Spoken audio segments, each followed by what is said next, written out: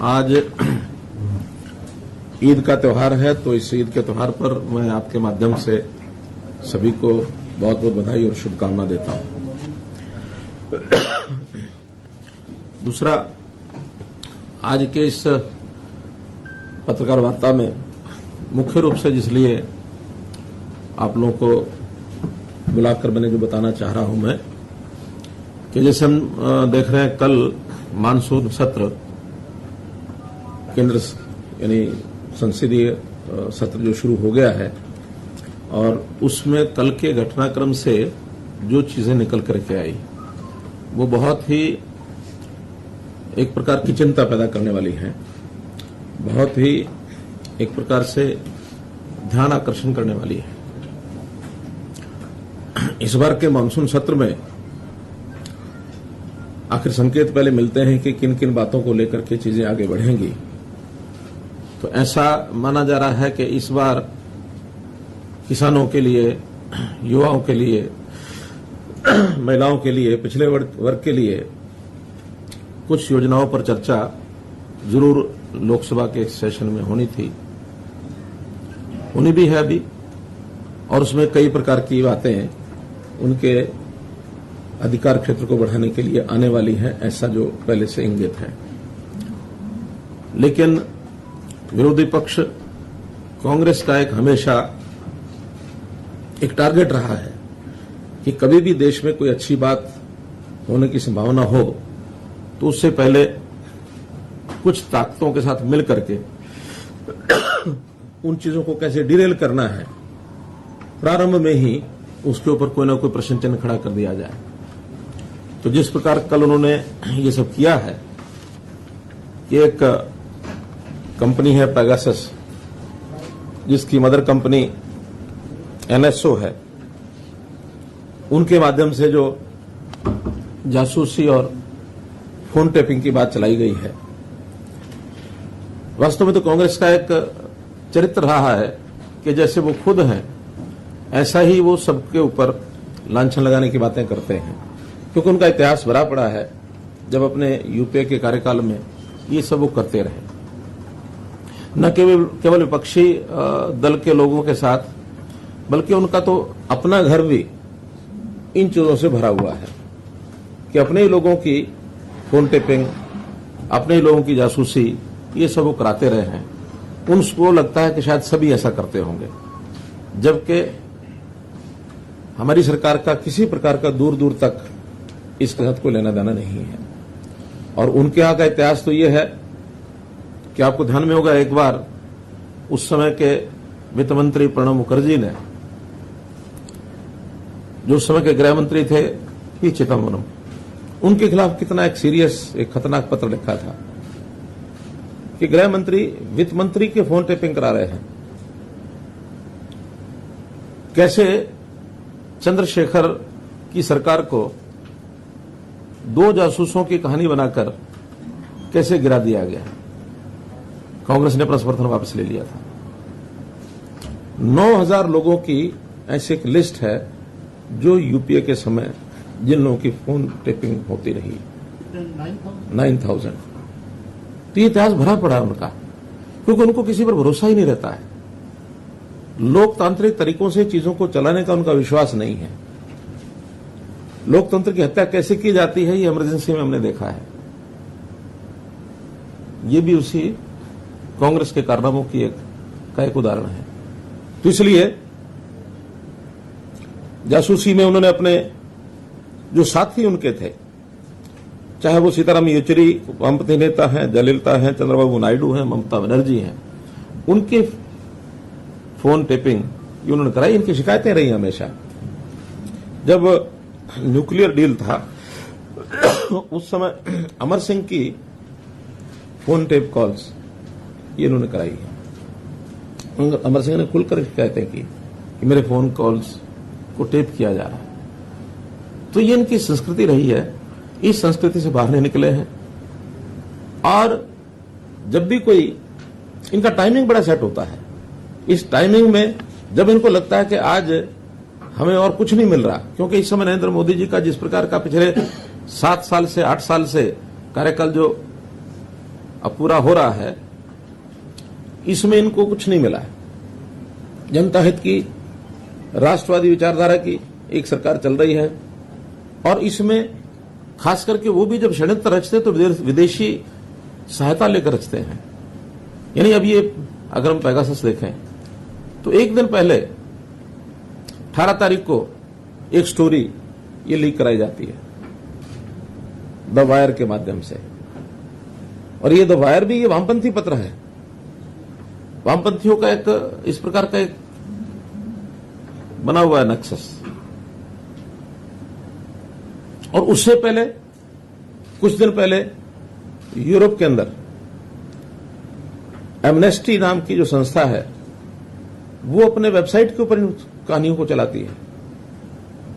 Amnesty ने वहां से छापा, यहां वायर ने पकड़ लिया और वायर ने उठा करके ये विषय उड़ा दिया कि यहां तो पता नहीं कितने लोगों की सारी फोन टेपिंग हो रही है और उनके मंसूबे जो किए जा रहे हैं।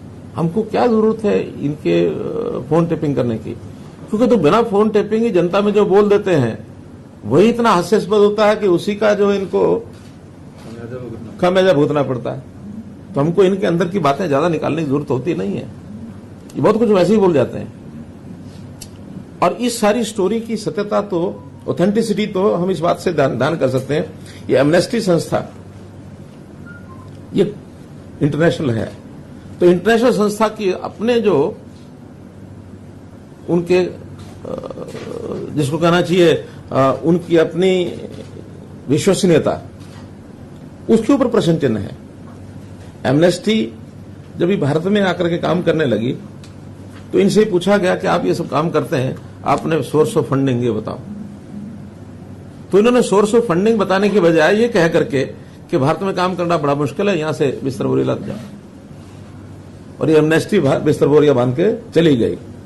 तो जो संस्था अपने सोर्स ऑफ फंडिंग नहीं बता सकती उसकी कहानी के ऊपर विश्वास कैसे किया जा सकता है? इसका मतलब कहीं ना कहीं इनके सबके तार ऐसी संस्थाओं से जुड़े हैं जो भारत देश की इमेज को खराब करना चाहते हैं। कांग्रेस के ऊपर मेरा सीधा आरोप है, कोई ऐसी बात हमारे खिलाफ कहें, नरेंद्र मोदी जी के खिलाफ कहें या केंद्र सरकार के खिलाफ कहें, जिसका कम से कम देश की जो हमारी संप्रभुता है, देश का जो हमारा मान सम्मान है, उसका तो ध्यान रखें। कोई अपने देश के अंदर की कोई बातें कह करके अगर कोई आलोचना होती है तो हम सहन भी करते हैं, कोई दिक्कत नहीं है। लेकिन जिन बातों को लेकर के हमारे देश की इमेज विदेशों में घटती है, ऐसी चीजों से इनको सावधान रहना चाहिए। इस प्रकार के खेल ना खेलें, वरना देश का अहित होगा, हमारे बारे में विश्वसनीयता ये घटेगी। आज देश दुनिया में किसी एक लेवल पर पहुंचा है, वो मोदी जी की नीतियों के कारण से, एनडीए की नीतियों के कारण से हम लोग कहीं पहुंचे हैं। लेकिन उसको धरातल पर न उतरने देने के लिए, उसको बदनाम करने के लिए जिस प्रकार की कहानियां ये बनाते हैं, तो इन कहानियों को जैसा ये कर रहे हैं इसकी मैं निंदा करता हूं। और कुल मिलाकर के देश की जनता इन बातों को ध्यान रखेगी कि ऐसे किसी विदेशी संस्था के साथ कांग्रेस जो षड्यंत्र करके जिस प्रकार का ये फोन टेपिंग कंट्रोवर्सी को इन्होंने उछाला है, ये सिस्टमेटिक तरीके से भारत की प्रतिष्ठा को चोट पहुंचाने का ये काम है। इसकी निंदा हम सब करते हैं। इतनी ही बात आज की इस प्रेस कॉन्फ्रेंस में मुझे आपके सामने रखनी थी। जो आप ये चिंता बता रहे हैं, ये आपके पास आधिकारिक सूचना भारत सरकार से आई है या फिर क्योंकि इंटरनेशनल और नेशनल इशू चल रहा है, तो आपके पास, हमारे पास आपका जो सूचना है, जो जिस अधिकार से आप कह रहे हैं कि ये सब षड्यंत्र रच रहे हैं, ये पॉलिटिकल स्टेटमेंट भी हो सकता है, चीफ मिनिस्टर का आधिकारिक बयान भी हो सकता है, तो इसका आधार क्या है? ये आधिकारिक बयान है। जब से कल ये सारा लोकसभा विषय उठा है, मैं इसके ऊपर 10 घंटे लगातार मैंने लगाए हैं। मेरी जानकारियां ऑथेंटिक जानकारियां हैं, ये सरकार की एजेंसियों के माध्यम से भी जानकारियां हैं, ये वेबसाइट के माध्यम से भी जानकारियां हैं, ये मीडिया के माध्यम से भी जानकारियां हैं। सभी सोर्सेज से जानकारियों के आधार पर मैं कह रहा हूं, क्योंकि जब एमनेस्टी इंटरनेशनल भारत में आया, उनसे भारत सरकार ने पूछा कि आपके सोर्स ऑफ फंडिंग क्या है। उन्होंने बताया नहीं, बल्कि अपना बिस्तर बोरी लाद करके चले गए। ये तो फैक्ट है। इस फैक्ट के अंदर मुझे कोई अनुमान नहीं लगाना है। कांग्रेस का जो इतिहास है पिछला, वो सारा फैक्ट है। चंद्रशेखर सरकार गिरी कि नहीं गिरी? 2 जासूसों के जासूसी के कारण से गिरी ना। हरियाणा पुलिस के जासूसों के ऊपर ये ब्लेम लगाया गया, क्योंकि कांग्रेस को समर्थन वापस लेना था। आखिर प्राइम मिनिस्टर के घर के बाहर 2 सीआईडी वाले मिल जाएंगे तो इसे सरकार गिरती है क्या? सीआईडी वालों को अपने काम है, करते हैं।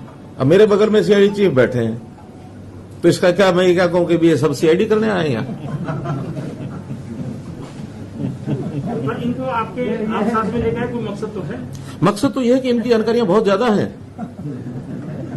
इनकी जानकारियां, सीआईडी का काम होता है जानकारियां रखना, और जानकारियां मैंने इनसे भी ली हैं।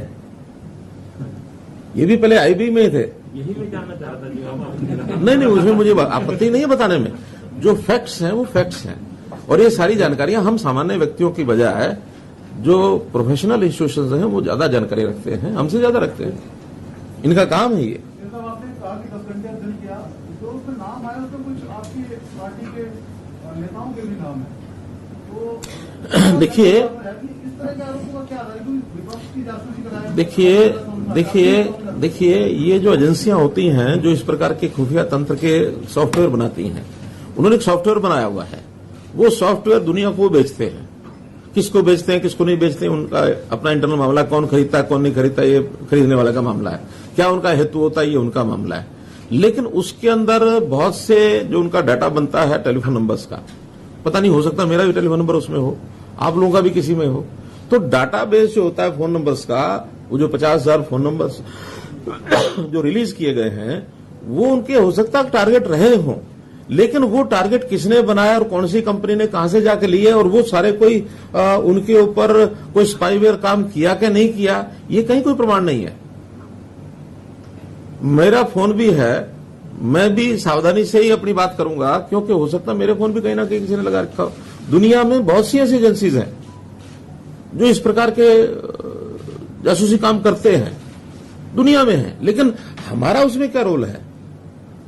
हम तो हो सकता है स्वयं उसमें फंसते हो, लेकिन हमारा इसमें रोल नहीं है। अगर कोई जासूसी कंपनी ने कोई 50,000 नंबर आउट किए हैं, तो ये वो कंपनी अपनी रिसर्च सेंटर में बताएगी कि क्या है क्या नहीं है। ये शोर तो यही मच रहा है सर कि ये जो पेगासस का जो सॉफ्टवेयर है वो केवल सरकारों को ही बेचते हैं, प्राइवेट नहीं, प्राइवेट एजेंसियां भी लेती हैं उनसे। हाँ, वो भी लेती हैं।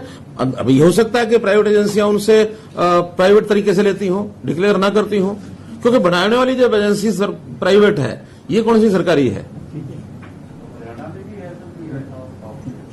नहीं, हमारे पास इसकी कोई जानकारी नहीं है। लेकिन अगर किसी के नंबर किसी प्राइवेट एजेंसी ने ले रखे होंगे और हमारे पास कोई शिकायत आएगी तो हम ढूंढ जरूर देंगे।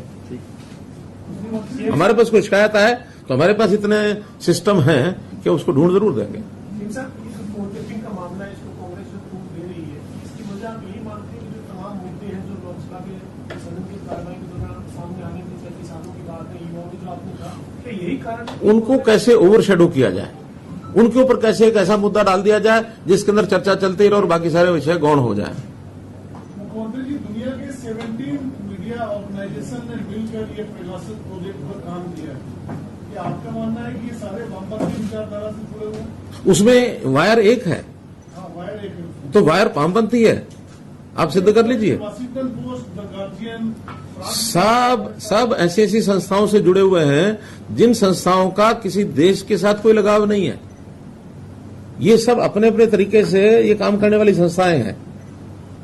ये कोई देशभक्ति या देश के प्रति प्यार रखने वाली संस्थाएं नहीं है।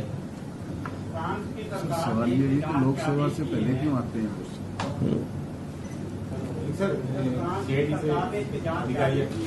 हाँ, क्या करें? हाँ,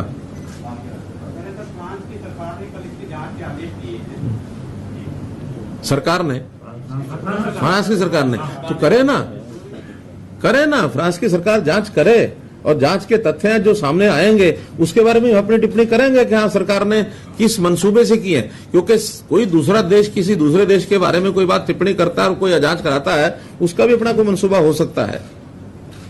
हमारे अपने देश की एजेंसी पर तो हम भरोसा करेंगे, लेकिन बाहर की एजेंसी के ऊपर हम एकदम को भरोसा करने की बात नहीं है। जब चीजें तथ्य सामने आएंगे तब देखेंगे।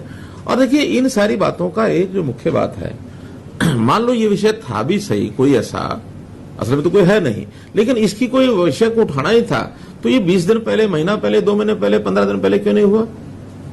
विषय तो ये सालों से चल रहा है। ये कंपनी 2018 से ये काम कर रही है। विधानसभा का, लोकसभा का सत्र शुरू हुआ उससे 1 दिन पहले इस विषय को उठाने का हेतु क्या है? ताकि हमें शोर मचाने के लिए कोई मुद्दा मिल जाए। क्योंकि सब तो जरूरी नहीं कि 10 घंटे का समय लगाएंगे, जैसा आज मैं अथॉरिटेटिव बोल रहा हूं, ऐसे सब लोग 10-10 घंटे का समय लगाएंगे और फिर जाके बोलेंगे।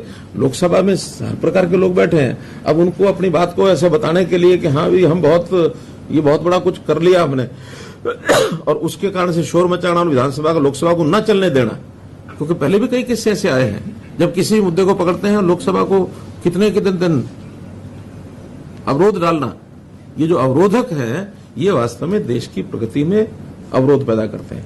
ये सरकार चलाने में अवरोध पैदा नहीं कर रहे हैं, देश की प्रोग्रेस में अवरोध पैदा कर रहे हैं। कल इसी मुद्दे को लेकर कांग्रेस जो है वो देश भर में प्रदर्शन करने जा रही है। नहीं तो करेगी तो उनको जवाब मिलेगा। लोकतंत्र तरीके में प्रदर्शन करें, प्रदर्शन करना अधिकार है सबका, लेकिन प्रदर्शन करने में जो कहेंगे उसका जवाब तो हम देंगे ही। लोगों को लोक जागरण तो तभी होता है जब लोगों में ये सारी बातें जाएंगी। आखिर मुझे प्रेस कॉन्फ्रेंस करने का हेतु क्यों ध्यान में आया? इसलिए कि इन विषयों की जानकारी आपके माध्यम से लोगों को मिले, लोगों का जागरण हो कि कांग्रेस क्या करती है। कांग्रेस की काली करतूतें ये कभी भी कामयाब नहीं होंगे, न ये देश में होंगे, न ये हरियाणा में होंगे। हरियाणा की बात बताता हूं आपको। अब CMEI क्या है संस्था? CMIE हर बार ये पिछले 1.5 साल से 2 साल से कि बेरोजगारी 29% हो गई, बेरोजगारी 35% हो गई, बेरोजगारी 36% हो गई। और हमने कहा कि सेल्फ डिक्लेयर्ड, जिन लोगों ने डिक्लेयर किया कि मैं बेरोजगार हूं, वो 6.1 है। हमारे पास तो अब क्योंकि हमने तरीका खोज लिया अपना, ये तो सैंपल इकट्ठा करते होंगे CMIE वाले, तो 2000 सैंपल ले लिए, उसमें कुछ रिटायर्ड लोगों भी डाल लिया, कुछ और। अब रिटायर्ड आदमी क्या कहेगा मैं रोजगार वाला हूं? 60 साल से ऊपर के आदमी का तो पूछने का कारण ही नहीं है। बेरोजगारी होती है 18 साल से 60 साल के बीच में, रादर 18 से 58। ये जो 40 वर्ष का जो कार्यकाल है किसी का, इसमें रोजगार है कि बेरोजगार है, इन्हीं का मूल्यांकन होता है। अब 75 साल के आदमी को आप कहेंगे क्या बेरोजगार है कि रोजगार है, कोई अर्थ है? या किसी स्कूल कॉलेज विद्यार्थी को कहेंगे रोजगार है कि बेरोजगार है, कोई अर्थ है उसका?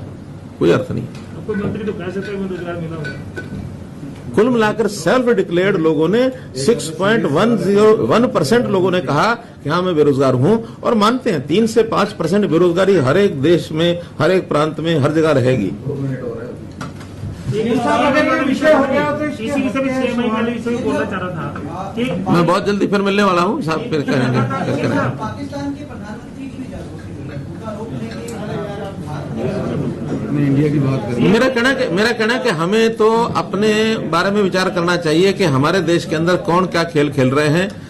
आखिर चाहे पॉलिटिकल पार्टियां हों, चाहे इंडिविजुअल्स हों, चाहे कंपनीज हों, चाहे समूह हों, कोई भी हो, देश हित को जरूर सर्वोपरि रखना चाहिए, देश हित के खिलाफ नहीं जाना चाहिए। और आज का ये जो विषय मैं बता रहा हूं, ये देश की प्रतिष्ठा को एक चोट पहुंचाने वाला विषय है। इस ओर जरूर आप यानी जनता को बताएं, अपने साधनों से बताएं। इतनी बात मुझे कहनी है। बहुत बहुत धन्यवाद।